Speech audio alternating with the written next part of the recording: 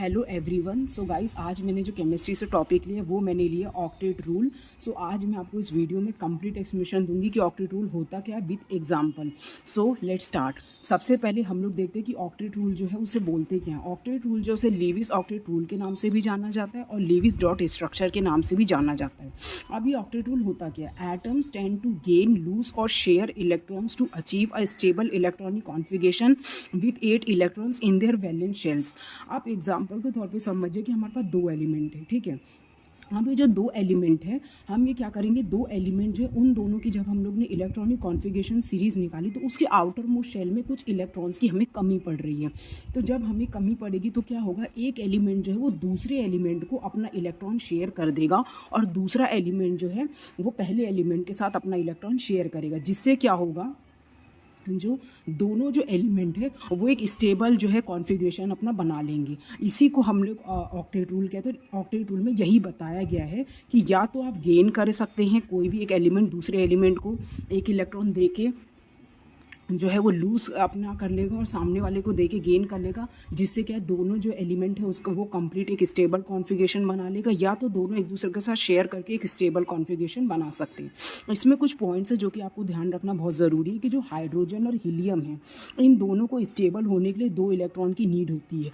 उसी के साथ साथ कुछ अदर एलिमेंट्स है जैसे ऑक्सीजन, नाइट्रोजन, फ्लोरीन, क्लोरीन और एक्सेट्रा बहुत सारे ऐसे एलिमेंट है जिसे 8 इलेक्ट्रॉन जो होते हैं अपनी इलेक्ट्रॉनिक कॉन्फ़िगरेशन की जो स्टेबल इलेक्ट्रॉनिक कॉन्फ़िगरेशन है उसको कंप्लीट करने के लिए 8 इलेक्ट्रॉन की ज़रूरत होती है। अभी देखिए यहाँ पे मैंने कुछ एग्जांपल्स में एक एग्जांपल लिया जो कि मैंने लिया डाई नाइट्रोजन का।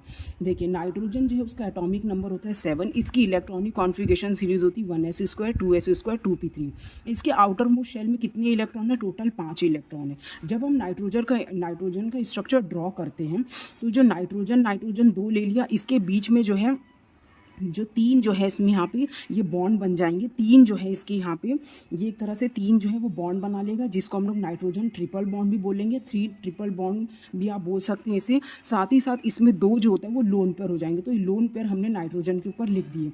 तो ये नाइट्रोजन जो है ना वो 3 इलेक्ट्रॉन शेयर करता है दूसरे नाइट्रोजन के साथ और इसमें 2 जो है वो जो लोन पेयर है वो बच जाते हैं।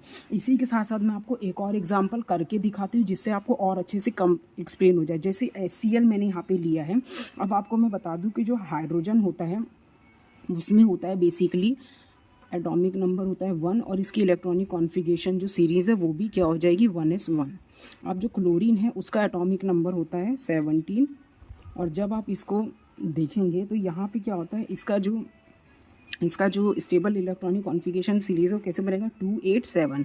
अब क्या होता है, इसे भी एक इलेक्ट्रॉन की ज़रूरत होती है, इसे भी एक इलेक्ट्रॉन की ज़रूरत होगी, क्योंकि अगर इसको स्टेबल बनना है तो इसको 2 चाहिए और इसे अगर स्टेबल बनना है तो इसे 8 चाहिए। तो क्या करेंगे बेसिकली कि जो हाइड्रोजन है इसके पास 1 इलेक्ट्रॉन है, क्लोरीन जो है उसके पास टोटल कितने इलेक्ट्रॉन है, 7 इलेक्ट्रॉन है, ठीक है। तो ये क्या करेगा, हाइड्रोजन जो है वो क्लोरीन के साथ मिलकर जो है वो अपना इलेक्ट्रॉन कंप्लीट करेगा स्टेबल इलेक्ट्रॉनिक कॉन्फ़िगरेशन, और जो क्लोरीन है वो हाइड्रोजन के साथ मिलके अपना इलेक्ट्रॉनिक कॉन्फ़िगरेशन जो है वो कंप्लीट करेगा। तो इससे क्या होगा, हाइड्रोजन जो है उसके पास 2 जो है वो इलेक्ट्रॉन आ जाएंगे और क्लोरीन जो है उसके पास टोटल आ जाएंगे 8 इलेक्ट्रॉन। तो यहाँ पे क्या हो जाएगा, जो 2 है वो इलेक्ट्रॉन हो जाएंगे हाइड्रोजन के पास, जो कि एक स्टेबल इलेक्ट्रॉनिक कॉन्फ़िगरेशन होनी चाहिए, और साथ ही साथ जो क्लोरीन है उसके पास क्या आ जाएगा 8 इलेक्ट्रॉन, जो कि एक स्टेबल कॉन्फ़िगरेशन होती है।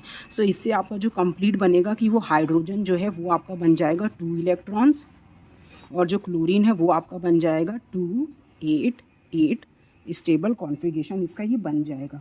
सो गाइस, इसी तरह से आप कोई भी जो मॉलिक्यूल है, कोई भी आप कंपाउंड जो है उसका आप जो है उसका आप जो है कम्प्लीटली ऑक्टेट रूल निकाल के आप देख सकते हैं कि उसकी स्टेबल कॉन्फ़िगरेशन है या नहीं है।